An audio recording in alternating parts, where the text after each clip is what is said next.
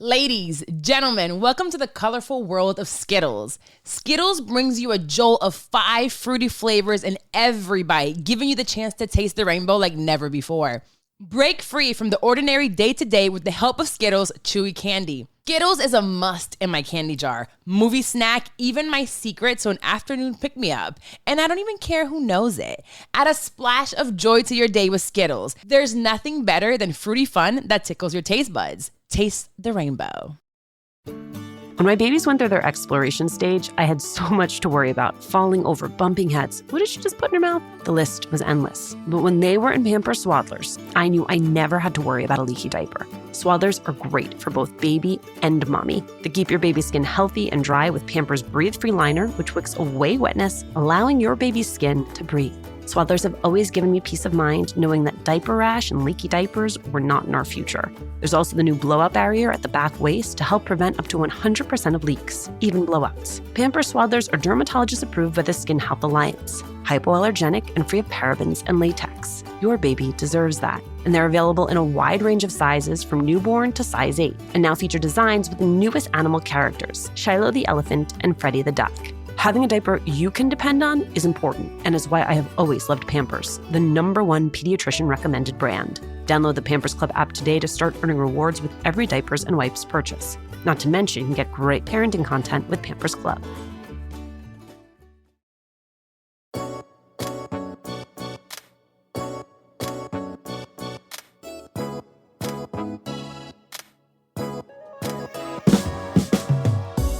If I told you that today we were going to talk about money and investing, would your hands get clammy? Even worse, would you think that this was a conversation that was just not for you? If you said yes to either question, then it's important to me and to today's guest that we reckon with that fear and the money wounds that drive it. Linda García has been there. She is speaking and writing from lived experience as much as expertise. And her new book, Wealth Warrior, 8 Steps for Communities of Color to Conquer the Stock Market, aims to pull back the curtain on basic principles while diving deep on the necessity of reckoning with our inherited beliefs about money. Be sure to listen through to the end of the episode for what I would argue is Linda's life-changing way of framing intention setting around wealth.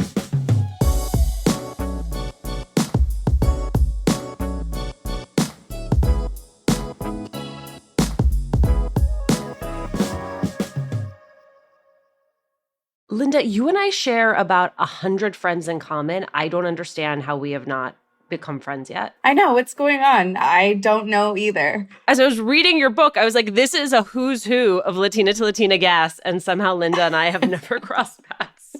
We need to change that. We're here today, so thank you for having me on your platform. I appreciate it. Thank you, and congratulations on the book and getting it out into the world and getting this message out into the world. I think it's super important. You start Wealth Warrior in a place that I actually don't think a lot of people start this conversation, which is this idea of having money wounds and this idea of having attitudes about money that you may not even realize have been handed down to you by the people you love. What was your money wound?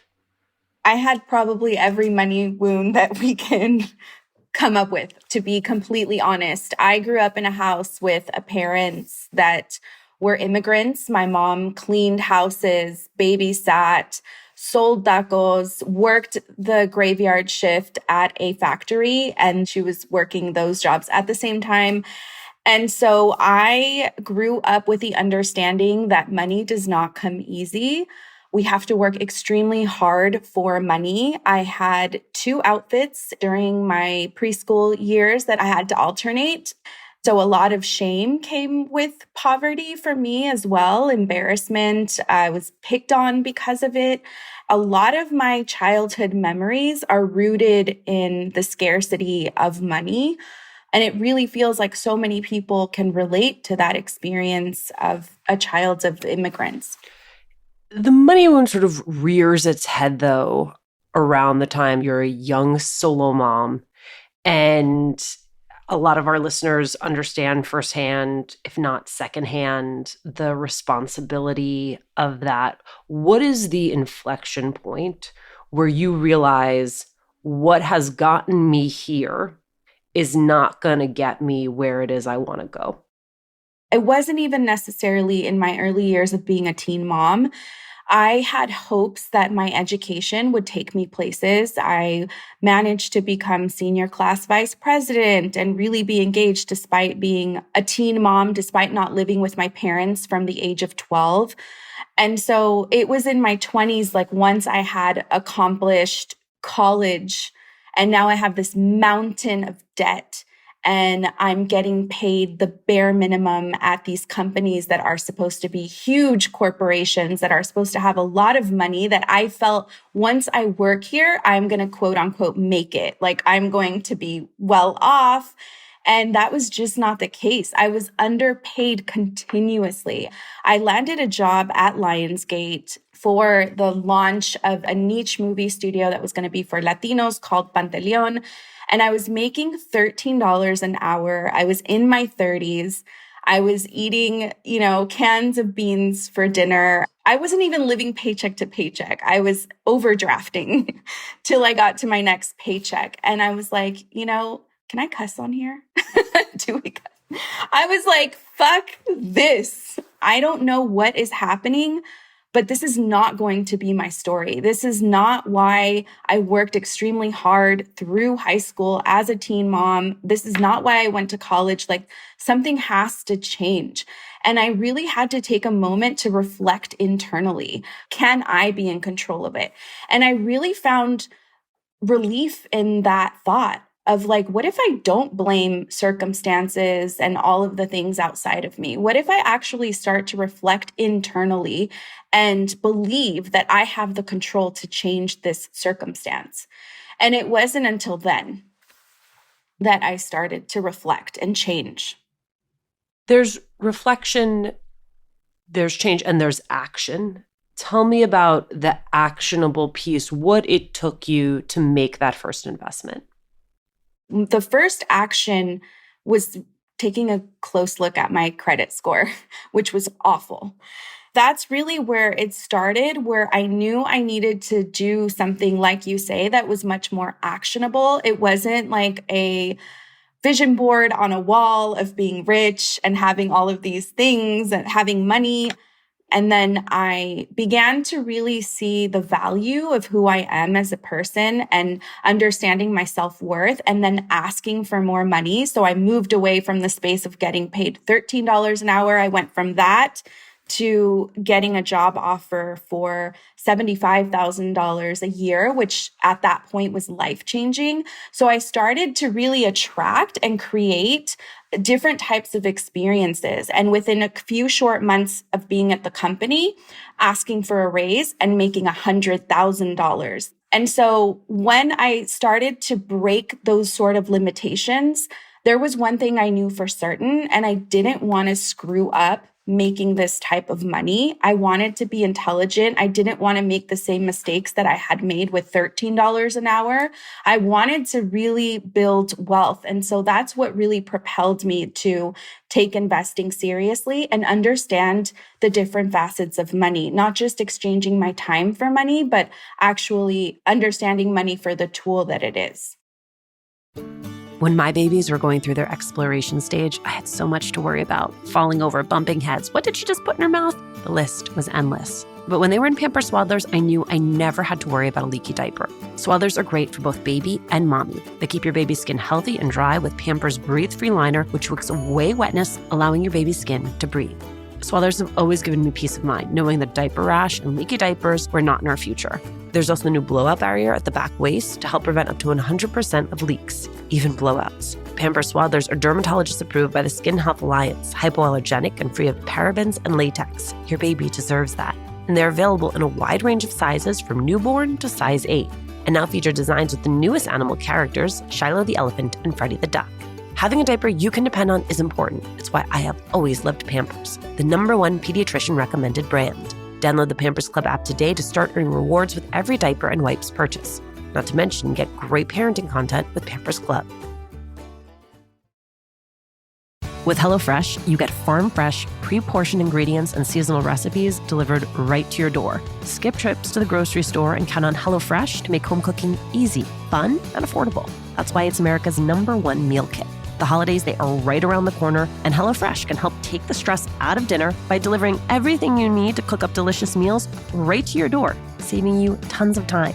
As always, HelloFresh's ingredients travel from the farm to your door, so you know that they are fresh. And everything arrives pre-portioned so you can get right to cooking. We, in our HelloFresh box, recently got shrimp tacos. There was something about the recipe, the quality of the ingredients, and actually having all the ingredients you needed to pull off the recipe. And we have not stopped talking about these specific shrimp tacos. Go to HelloFresh.com/LatinaFree. Use the code LatinaFree for free breakfast for life. One breakfast item per box while subscription is active. That's free breakfast for life at HelloFresh.com/LatinaFree with the code LatinaFree from HelloFresh, America's #1 meal kit. Why the stock market, though? Oh my gosh, I love the stock market, and here's why. There is 3 ways to build generational wealth in this country. The first one is to become an entrepreneur, and you have to be an excellent entrepreneur and understand how to leverage your time and hire the correct people and have this grandiose idea and execute that idea and find the capital and the support and all of that, which is great, right?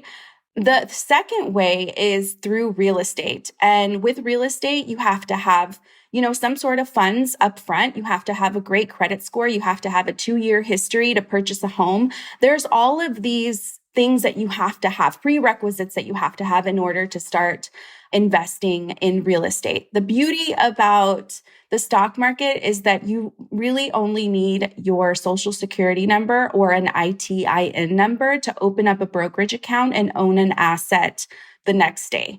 That's really all it takes. And I think that this type of investment is very underrated.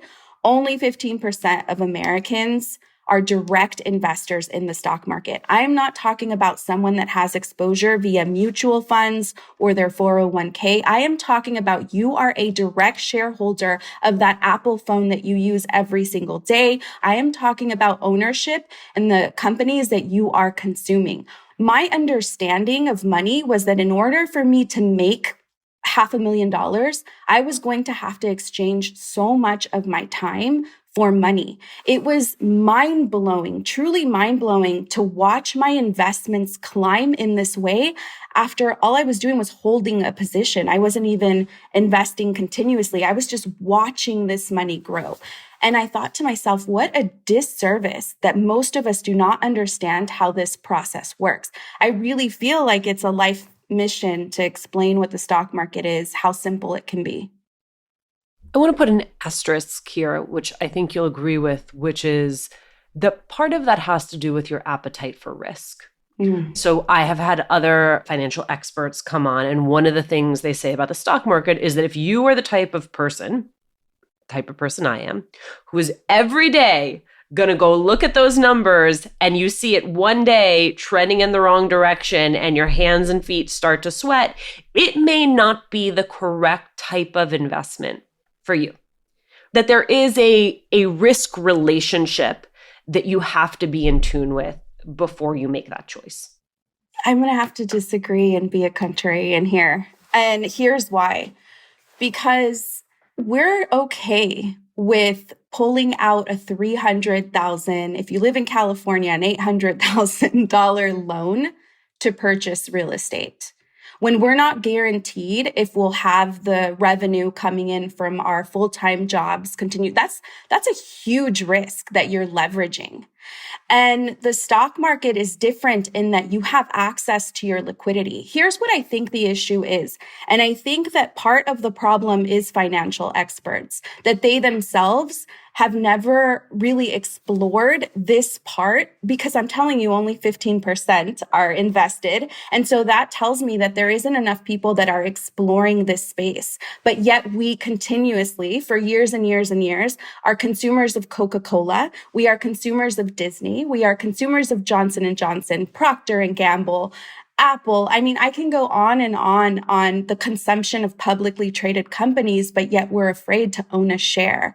And the thing is that I think like a lot of our perception is that we have to invest our life savings or everything has to go towards this. And that's just not it. It should just be a small part of your investments, but you should at the very least understand the way ownership works over just being a consumer.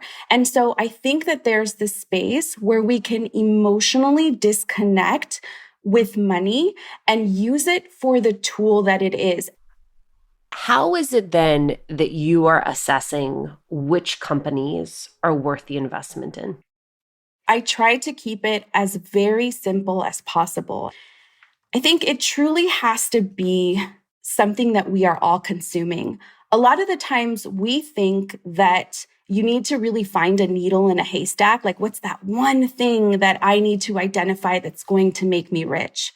And what we need to understand is that the more folks that consume a certain product, the higher that stock is worth.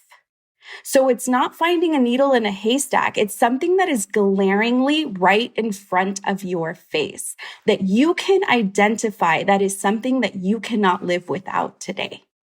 It doesn't have to be rocket science, or you don't need to have a fortune cookie to tell you the answer of what you need to invest in. It's way more obvious than that. And yet, going back to this question of risk, you are clear that there is a difference between an emergency fund and an opportunity fund. How do you define those two things? And how does someone assess when they have enough in their emergency fund to begin an opportunity fund? Here is my perspective on this. And again, this is going to be completely different. I'm a total contrarian. I really like to test spaces. And I've been like this since I was really little. Like, I didn't do my first communion because I told my mom that I didn't believe that God was in church. That's who I am. Okay. So I will continuously push and question rules that have been set that I have been told to follow. And one of those things is also the possibility that what if we don't necessarily have to look at an emergency fund as an emergency? What if we have been continuously taught to catastrophize and live our lives so that the worst can possibly happen? And so that's why I like to call my emergency fund an opportunity. It doesn't mean that a quote unquote, what someone else would call an emergency isn't going to take place. It doesn't mean that if my car completely breaks down, I can't use my opportunity fund. It's an opportunity to explore a new vehicle, to look at things from a completely different perspective than continuously catastrophizing our life. I think that when we catastrophize it or call something an emergency, it taps back into that money wound scarcity mindset. Oh my goodness, something is going to go wrong. I have to plan for the negative. And here's the thing. The negative is going to exist. That's always going to be there. I just like to change the way I perceive things. I think that there's a space for the emergency fund to be approached as if it was an opportunity fund. And by the way, in the book, I don't push for anyone to live their life as risky, quote unquote, as the way I live it. I'm very level-headed in the book in that even your budget to begin investing should look extremely small. I wrote the book for Linda 10, 15, 20, 30 years ago. The book is for someone that doesn't understand the market. It is a complete starting ground so that you can understand the lay of the land. To back it way up, I wonder, Linda, if in the process of writing this book, exploring your own relationship to money, going back to your origin story, which involves both living in poverty and not knowing you're poor, and then later realizing that you're poor because other people point your difference out to you, if it has opened other wounds, or if there were other pieces of your story that you realized remained unresolved as you went back to explore your life through this particular lens? I think that there's going to be so much unsolved till the day I die. I truly take my journey and my life as a practice. I am not seeking an end result of happiness. I am not seeking an end result of joy or peace. I truly understand that I will be a student of my journey until I take my last breath. And I take a lot of pride in that. I really take a lot of pride in that because I think it separates me from a quote unquote expert. It separates me from a quote unquote master or anything in that space. I really just want to learn and share what I have learned along the way.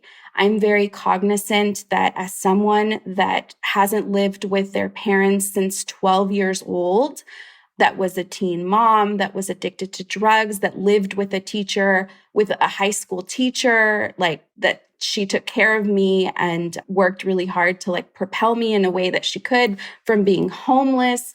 The amount of trauma that I have in my life, I know that there's a lot of unresolved issues. And I don't know that the point of my journey is to resolve those issues. I think that the point of my journey is to simply be a student of it and just do better today, tomorrow, the next week. And that's it. I will tell you, Linda, my very favorite part of Wealth Warrior is this idea of setting a money intention. Can you articulate your money intention? Because in some ways, I got to tell you, your money intention helped me clarify my own money intention. So I'd love for you to share it and then also to share the tools someone else might need to clarify what their money intention is.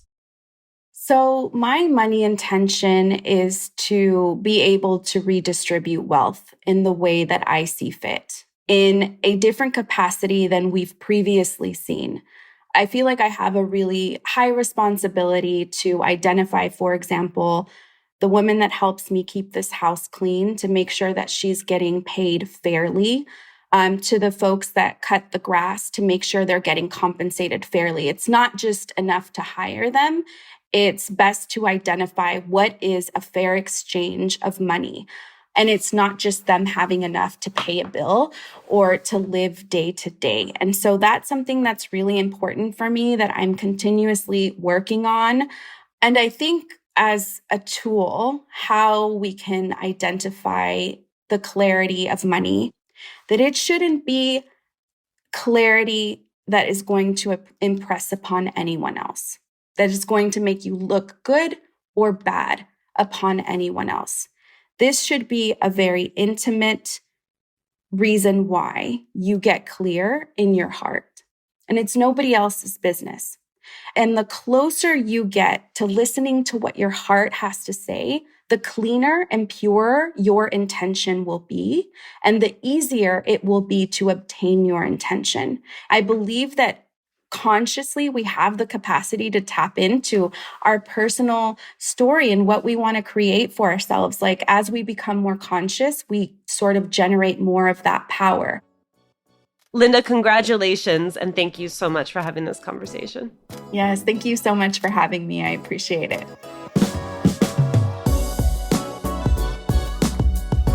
Thanks for listening. Latina to Latina is executive produced and owned by Juleka Lantigua and me, Alicia Menendez. Paulina Velasco is our producer. Kojin Tashiro is our lead producer. Trent Lightburn mixed this episode. We love hearing from you. Email us at hola@latinatolatina.com. Slide into our DMs on Instagram or tweet us at Latina to Latina. Check out our merchandise at latinatolatina.com/shop. And remember to subscribe or follow us on Radio Public, Apple Podcasts, Google Podcasts, Good Pods, wherever you're listening right now. Every time you share the podcast, every time you leave a review, you help us to grow as a community.